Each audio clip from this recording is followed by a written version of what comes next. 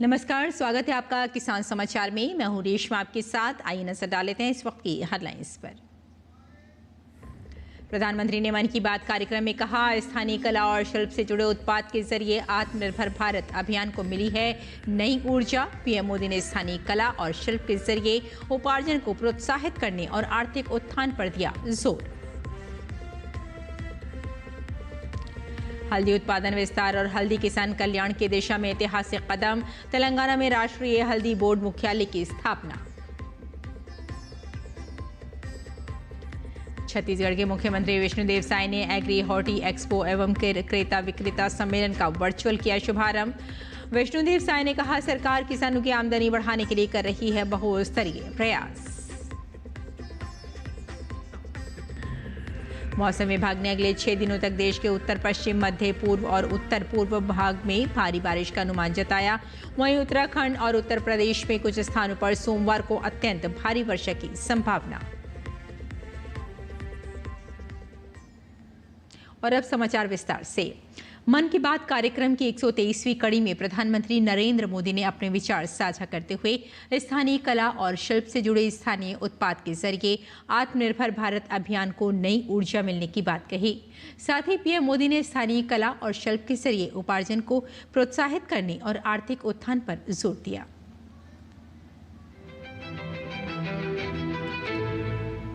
भारत विभिन्न क्षेत्रीय, भाषाई और सांस्कृतिक विविधता को समेटे हुए कला, शिल्प और कौशल के क्षेत्र में काफी समृद्ध है। हर राज्य की अपनी एक अलग कला और शिल्प से जुड़ी पहचान है।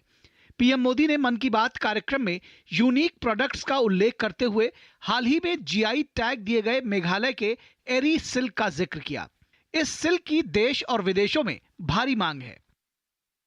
आजकल दुनिया में ऐसे प्रोडक्ट्स की डिमांड तेजी से बढ़ रही है जिनमें हिंसा न हो और प्रकृति पर उनका कोई दुष्प्रभाव न पड़े।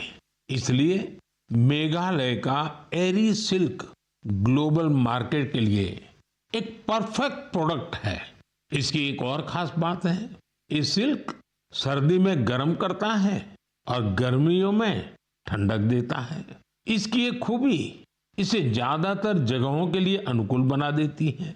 मेघालय की महिलाएं अब सेल्फ हेल्प ग्रुप के जरिए अपनी इस धरोहर को और बड़े स्केल पर आगे बढ़ा रही है। मैं मेघालय के लोगों को एरी सिल्क को जीआई टैग मिलने पर बधाई देता हूं। ग्राहक भारत में बने प्रोडक्ट ही खरीदें और व्यापारी भारत में बने प्रोडक्ट ही बेचें तो आत्मनिर्भर भारत अभियान को नई ऊर्जा मिलेगी। इन कलाओं से सेल्फ हेल्प ग्रुप के जरिए महिलाओं के नेतृत्व में विकास को भी नई ऊर्जा और दिशा मिली है। भारत सरकार के प्रयासों से खेतों में काम करने वाले हाथों को कौशल से जुड़े बेहतर प्रशिक्षण मिल रहे हैं, जिससे महिलाओं की उपलब्धि बढ़ी है। विमेन लेड डेवलपमेंट का मंत्र भारत का नया भविष्य गढ़ने के लिए तैयार है। हमारी माताएं, बहनें, बेटियां आज सिर्फ अपने लिए ही नहीं बल्कि पूरे समाज के लिए नई दिशा बना रही हैं। ये महिलाएं कभी खेतों में मजदूरी करती थी, रोजी रोटी के लिए दिन भर मेहनत करती थी। आज वही महिलाएं मिलेट्स, श्री अन्न से बिस्किट बना रही हैं।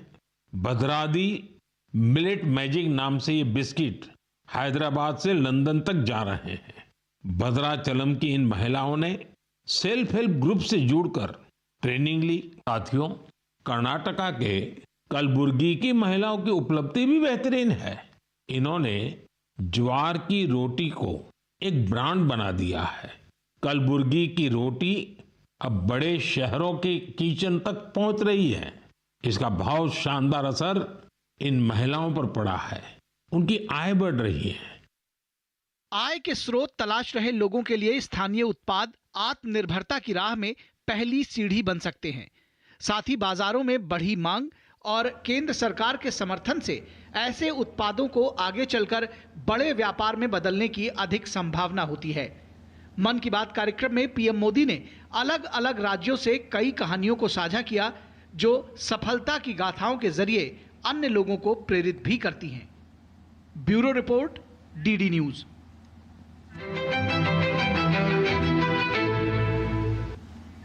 भारत विश्व में हल्दी का सबसे बड़ा उत्पादक, उपभोक्ता और निर्यातक है और विश्व व्यापार में उसकी 62% से अधिक हिस्सेदारी है। देश में 2023-24 के दौरान $226.5 मिलियन मूल्य के 1,62,000 टन हल्दी और हल्दी उत्पादों का निर्यात किया गया। बोर्ड हल्दी के आवश्यक और चिकित्सक गुणों के बारे में जागरूकता, इसकी उपज बढ़ाने और नए बाजारों में व्यापार को बढ़ावा देने के लिए माल संग्रहण और आपूर्ति श्रृंखला को बढ़ावा देने के उपायों पर गौर करेगा। राष्ट्रीय हल्दी बोर्ड नेतृत्व प्रदान करते हुए हल्दी उत्पादन से संबंधित प्रयासों को बढ़ाएगा। ये विशेष रूप से हल्दी के स्वास्थ्य और औषधीय लाभों को ध्यान में रखते हुए हल्दी और इसके उत्पादों के व्यापार बढ़ाने के लिए मौजूदा व्यापक क्षमता के इस्तेमाल के प्रयासों पर ध्यान केंद्रित करने में सहायक होगा। भारत के आंध्र प्रदेश और तेलंगाना में हल्दी की उत्पादकता बढ़ाने की अपार संभावनाएं हैं, इसीलिए राष्ट्रीय हल्दी बोर्ड की स्थापना पर वहीं ध्यान केंद्रित किया जा रहा है। केंद्रीय कृषि मंत्री शिवराज सिंह मध्य प्रदेश के सीहोर में जिला विकास समन्वय एवं मूल्यांकन समिति दिशा की बैठक में शिरकत की। इस बैठक में विभिन्न जन कल्याणकारी योजनाओं की प्रगति और क्रियान्वयन की बड़ी पैमाने पर समीक्षा की गई। इस अवसर पर चौहान ने योजनाओं के प्रभावी क्रियान्वयन के लिए अधिकारियों को आवश्यक दिशा निर्देश दिए। इस अवसर पर उन्होंने कहा कि प्रधानमंत्री नरेंद्र मोदी के गरीबी मुक्त गांव के संकल्प को साकार करने तथा प्रत्येक व्यक्ति तथा जन कल्याणकारी योजनाओं का लाभ सुनिश्चित करने के लिए हम कोई कसर नहीं छोड़ेंगे। केंद्रीय शिक्षा मंत्री धर्मेंद्र प्रधान ने कहा कि बारगढ़ ओडिशा की कृषि अर्थव्यवस्था के लिए एक बड़ा केंद्र है और डबल इंजन की सरकार बारगढ़ को नई ऊंचाइयों पर ले जाने के लिए प्रतिबद्ध है। ओडिशा के बारगढ़ जिले में हुए गरीब कल्याण विकास समग्र कार्यक्रम को ऐतिहासिक बताते हुए केंद्रीय मंत्री ने कहा कि इस कार्यक्रम में गरीब लोगों के कल्याण के लिए कई विषयों पर विस्तार से चर्चा हुई और इस कार्यक्रम से लोगों में काफी उत्साह है। आज एक बहुत ऐतिहासिक कार्यक्रम हुआ, गरीब कल्याण समावेश किया गया। केंद्र और राज्य सरकार की डबल इंजन सरकार की लोकाभिमुखी योजनाओं को नीचे तक पहुंचाने के लिए यहाँ की धान खरीदी, यहाँ की महिलाओं के लिए सुभद्रा योजना की विकास, यहाँ की लक्ष्यपति दीदी, यहाँ की पिछड़े वर्गों को राज्यों में पहली बार आरक्षण की व्यवस्था, ये सब विस्तार से चर्चा हुई। लोगों के अंदर काफी उत्साह है। कई दिनों के इंतजार के बाद राजधानी दिल्ली में बारिश हुई, जिसके बाद लोगों को उमस से राहत मिली। वहीं दिल्ली से सटे नोएडा में भी जमकर बारिश हुई। इसके अलावा ओडिशा के मयूरभंज में बीती रात तेज बारिश हुई। लगातार भारी बारिश के बाद जगह जगह जलभराव की समस्या पैदा हो गई है। वहीं मौसम विभाग ने अगले 6 दिनों तक देश के उत्तर पश्चिम, मध्य पूर्व और उत्तर पूर्व भाग में भारी बारिश का अनुमान जताया है।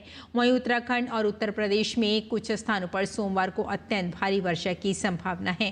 राजस्थान में मौसम की स्थिति की बात करें तो जयपुर में बौछार और गरज के साथ बारिश होने की संभावना है। इसके अलावा मध्य महाराष्ट्र में भी भारी बारिश का अलर्ट जारी किया गया है।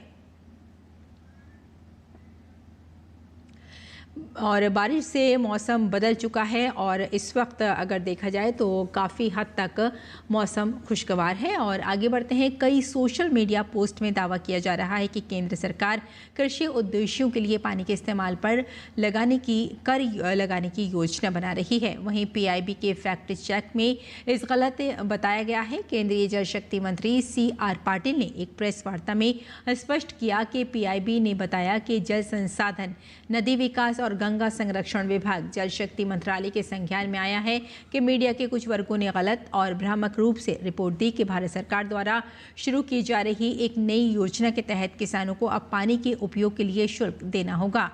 मंत्रालय स्पष्ट रूप से ये स्पष्ट करना चाहता है कि संबंधित पायलट परियोजना प्रधानमंत्री कृषि सिंचाई योजना के तहत कमांड क्षेत्र विकास और जल प्रबंधन MCADWM योजना के आधुनिकीकरण से संबंधित है। इस पहल का उद्देश्य सिंचाई दक्षता को बढ़ाना, पानी का वितरण सुनिश्चित करना और वितरण में प्रभावी जल प्रबंधन और पारदर्शिता सुनिश्चित करने के लिए दबाव युक्त पाइपलाइन नेटवर्क।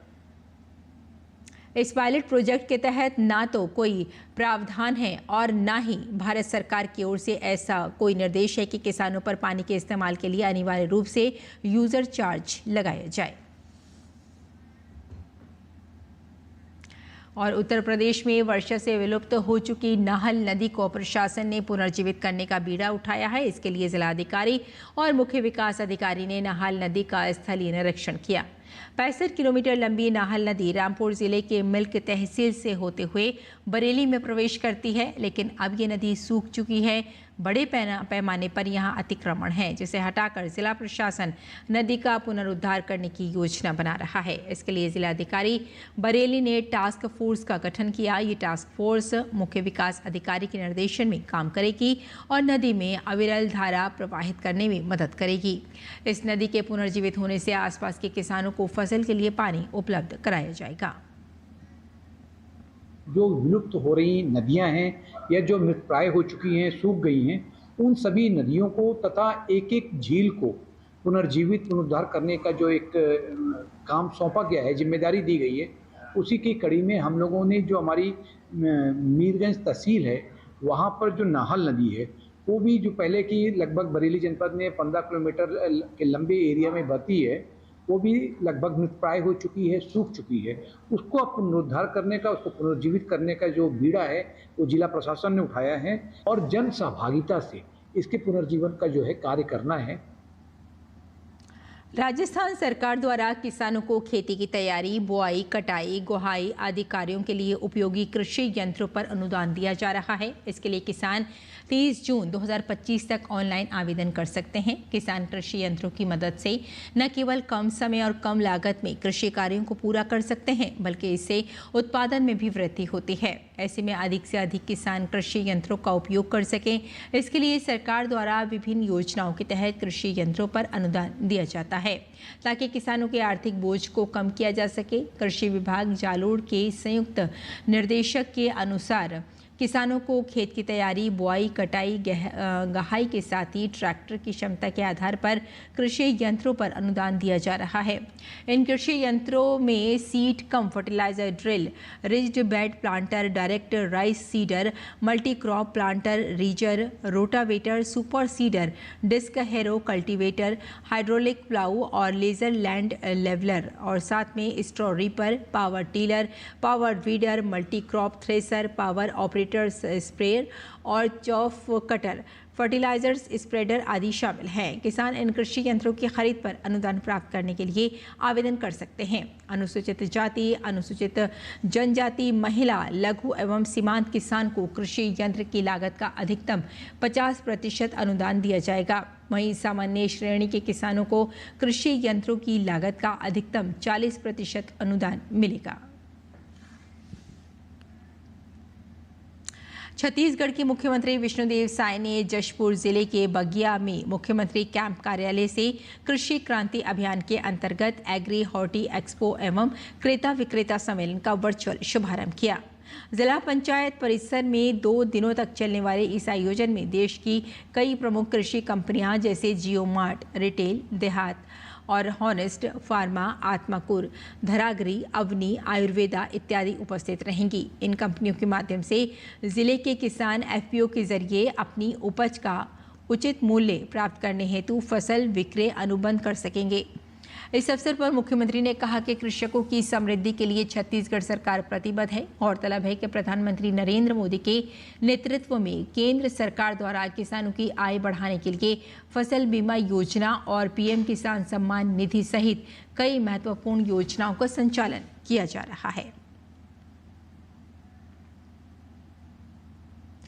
मुख्यमंत्री साय ने कहा कि जशपुर में कटहल, आम, लीची और नाशपाती की बहुआतायत में पैदावार होती है।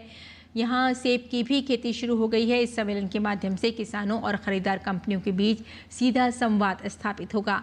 ये एक ऐसा मंच है जहाँ एफपीओ के माध्यम से किसानों की उपज को सीधा बाजार उपलब्ध होगा, जिससे बिचौलियों की भूमिका समाप्त होगी और किसानों को उनकी उपज का उचित मूल्य मिल सकेगा।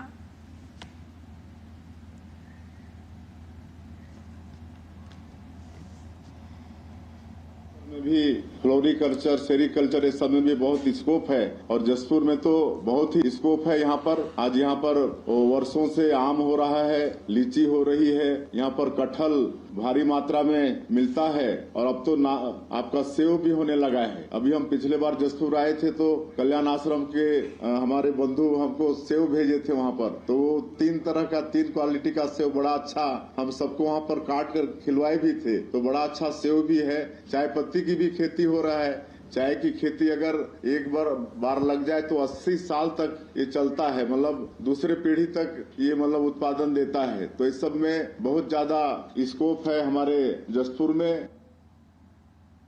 मुख्यमंत्री साय ने सॉइल हेल्थ कार्ड के महत्व के बारे में बताते हुए कहा कि इससे ये जानकारी मिलती है कि किस जमीन पर कौन सी फसल का उत्पादन अधिक होगा और कितनी मात्रा में खाद की आवश्यकता होगी। राज्य में कृषि के साथ पशुपालन, मछली पालन और डेयरी विकास को भी प्रोत्साहित किया जा रहा है। डेयरी विकास योजना के पायलट प्रोजेक्ट के तहत चयनित 6 जिलों में जशपुर भी शामिल है। दूध उत्पादन को भी हम लोग इस प्रदेश में बढ़ाना चाहते हैं, इसलिए अभी पायलट के रूप में 6 जिले को शामिल किए हैं, जिसमें जसपुर जिला भी शामिल है। इसमें हम लोगों को 2 मवेशी देंगे, गाय देंगे, अच्छा नस्ल का साहिवाल। अभी 1 जून से होंडा गांव से हम इस कार्यक्रम को शुरू किए हैं और एनडीडीबी जो राष्ट्रीय डेयरी विकास बोर्ड है उसके साथ सरकार का समझौता है और ये लोग हमारे लोगों को कैसे गाय को रखना चाहिए, कैसे गाय को दाना पानी देना चाहिए, ये सब सिखाएंगे और दूध का भी वो लोग संकलन करेंगे, तो निश्चित रूप से किसानों का आय बढ़ेगा। और आइए अब जान लेते हैं देश भर की मंडियों के भाव को।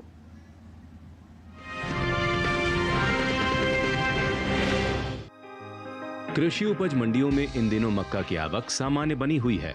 शनिवार को मक्का का कारोबार उतार चढ़ाव के साथ हुआ। एग्मार्कनेट के मुताबिक उत्तर प्रदेश की अलीगढ़ मंडी में मक्का का कारोबार तेज भाव पर हुआ। यहाँ 27 जून को मक्का का भाव 1940 रुपए था। 28 जून को इसमें 20 रुपए की बढ़त हुई और भाव 1960 रुपए हो गया। गुजरात की मोडासा मंडी में भी मक्का के सौदों में बढ़त देखने को मिली। 27 जून को मक्का का भाव रहा 2220 रुपए, जो 28 जून को 5 रुपए चढ़कर 2225 रुपए क्विंटल हो गया। वहीं उत्तर प्रदेश की हाथरस मंडी में मक्का का कारोबार नरमी के साथ हुआ। यहाँ 27 जून को मक्का का भाव 1920 रुपए था। 28 जून को इसमें 10 रुपए की सुस्ती आई और भाव 1910 रुपए रह गया।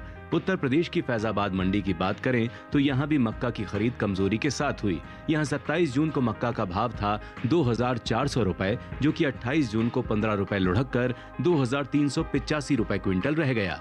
इस साल घरेलू स्तर पर कुल मक्का की पैदावार में बढ़त देखने को मिल सकती है। कृषि मंत्रालय की ओर से जारी तीसरे अग्रिम अनुमान के मुताबिक साल 2024-25 के दौरान देश में कुल मक्का की उपज 422,81,000 टन होने का अनुमान जताया गया है, जो पिछले साल की 376,65,000 टन की पैदावार की तुलना में करीब 46,16,000 टन कम है। बता दें कि केंद्र सरकार ने विपणन सत्र 2024-25 के लिए 14 खरीफ फसलों के न्यूनतम समर्थन मूल्य में बढ़ोतरी की है। सरकार के इस फैसले से किसानों को उनकी फसलों का उचित दाम मिलेगा, साथ ही आय में भी वृद्धि होगी। इन 14 खरीफ फसलों में मक्का भी शामिल है। मक्का का एमएसपी साल 2023-24 के दौरान 2090 रुपए प्रति क्विंटल था, जिसकी एमएसपी साल 2024-25 के दौरान 135 रुपए बढ़ाकर 2225 रुपए प्रति क्विंटल तय की गई है।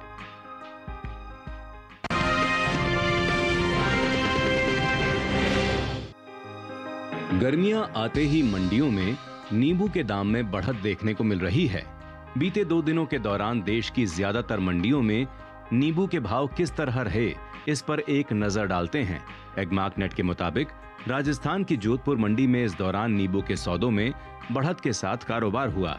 यहां 27 जून को नींबू का भाव था 3000 रुपए। 28 जून को इसके सौदे 1300 रुपए उछलकर 4300 रुपए पर हुए। इसी तरह हिमाचल प्रदेश की कांगड़ा मंडी में बीते शुक्रवार को नींबू का भाव था 5000 रुपए। शनिवार को इसके सौदों में 500 रुपए का उछाल आया और भाव जा पहुंचा 5500 रुपए प्रति क्विंटल पर। गुजरात की पोरबंदर मंडी में 27 जून को नींबू का भाव रहा 3500 रुपए। 28 जून को इसके भाव में कोई फेरबदल देखने को नहीं मिला और भाव 3500 रुपए पर बना रहा। उत्तर प्रदेश की सुल्तानपुर मंडी में भी नींबू के भाव में स्थिरता रही। यहाँ दोनों दिन यानी 27 और 28 जून को नींबू का भाव 6500 रुपए पर बना रहा। उत्तर प्रदेश की कुछ और मंडियों पर नजर डालें तो शनिवार के दिन यहाँ की बदायूं मंडी में नींबू का भाव रहा 6140 रुपए। पीलीभीत मंडी में नींबू 6155 रुपए पर बिका, जबकि राज्य की ही गुलावटी मंडी में इस दौरान नींबू के सौदे 10,200 रुपए पर हुए। बात सब्जियों की पैदावार की करें तो राष्ट्रीय बागवानी बोर्ड की ओर से जारी दूसरे अग्रिम अनुमान के मुताबिक साल 2024 में कुल ताजा सब्जियों की पैदावार 204.96 लाख मीट्रिक टन की पैदावार हुई है। वहीं निर्यात पर नजर डालें तो एपीडा की ओर से हाल ही में जारी ताजा आंकड़ों के मुताबिक भारत ने ताजा सब्जियों का तकरीबन 828.26 मिलियन अमेरिकी डॉलर की कीमत का निर्यात किया है।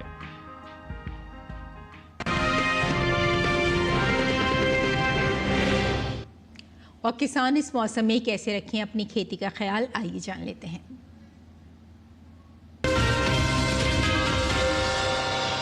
नमस्कार, आप देख रहे हैं डीडी किसान। मैं हूं एआई कृष और आज हम खेती किसानी से संबंधित सलाहों के बारे में पूरी जानकारी देंगे। उत्तर पूर्वी बिहार में इस समय खेतों की तैयारी शुरू करें और जैसे ही खेत में उचित नमी हो तो रागी, कोदो, सावा और चीना जैसी मोटे अनाजों की बुवाई शामिल करें। यहीं इस समय मक्का, लोबिया और ज्वार की बुवाई के लिए भी उपयुक्त समय है। वहीं उत्तर पश्चिमी बिहार में खरीफ मक्का की बुवाई के लिए खेत की तैयारी शुरू करें। यहीं इस समय मध्यम अवधि वाली धान की किस्मों की नर्सरी लगाने का काम पूरा करें। 10 से 12 दिन की नर्सरी में निराई गुड़ाई करें। उत्तर पश्चिमी बिहार के ऊपरी इलाके में अरहर की बुवाई के लिए खेत तैयार करें और खेत की तैयारी के समय 20 kilo nitrogen, 45 kilo phosphorus, 20 kilo potash और 20 किलो सल्फर प्रति हेक्टेयर डालें। यहीं अभी भिंडी की बुवाई भी शुरू करें। दक्षिण बिहार में मौजूदा मौसम को देखते हुए खड़ी फसलों में सिंचाई स्थगित करें। इसके साथ ही खाद और कीटनाशक का छिड़काव तभी करें जब आसमान साफ हो। खेतों की मेड़ को मजबूत करें और मक्के के खेतों में जल निकासी का उचित प्रबंध करें ताकि जल जमाव न हो। यहां इस समय किसान कनक, सीता और राजेंद्र श्वेता जैसी मध्यम अवधि वाली धान की किस्मों की बुवाई शुरू कर सकते हैं। वहीं झारखंड के पश्चिमी पठारी क्षेत्र में खरीफ फसलों की बुवाई के लिए यह समय उपयुक्त है। बुवाई से पहले जल निकासी सुनिश्चित करें और धान को छोड़कर सभी फसलों के लिए रिज और फरो पद्धति अपनाएं। धान की रोपाई वाले खेतों की मेड़ मजबूत करें ताकि वर्षा जल का संचयन हो सके।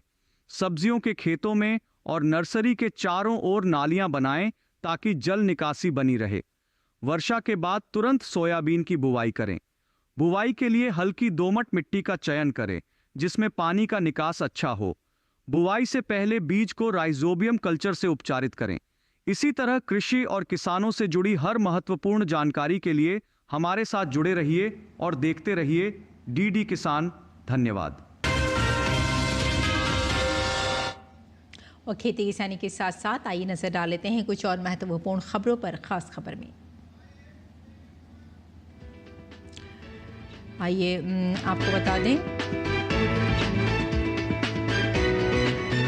बिहार में इस साल होने वाले विधानसभा चुनाव से पहले मतदाता सूची को अपडेट करने के लिए विशेष गहन पुनरीक्षण प्रक्रिया शुरू हो गई है।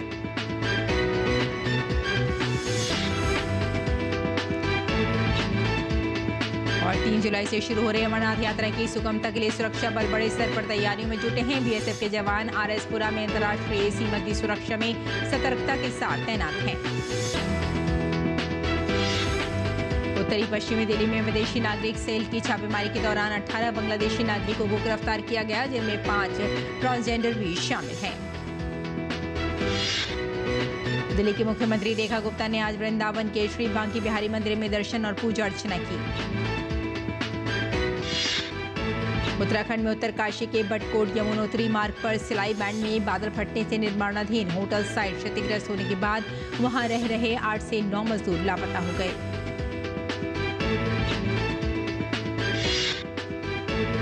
तो किसान समाचार में फिलहाल इतना ही। अनुमति दें। नमस्कार।